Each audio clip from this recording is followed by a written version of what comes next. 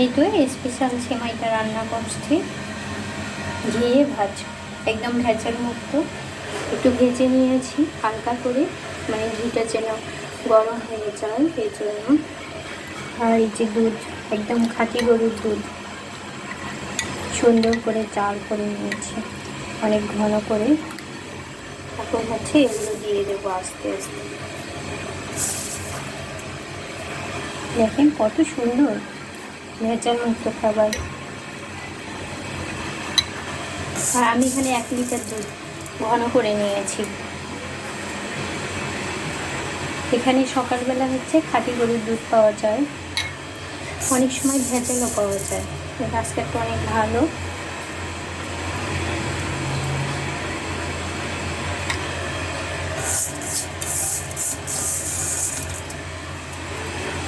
এটা হয়ে গিয়েছে। আমি এখন হচ্ছে এটা রেখে দেব 1 ঘন্টার জন্য, তারপরে সন্ধ্যার সময় বের করে খাবো ইনশাআল্লাহ।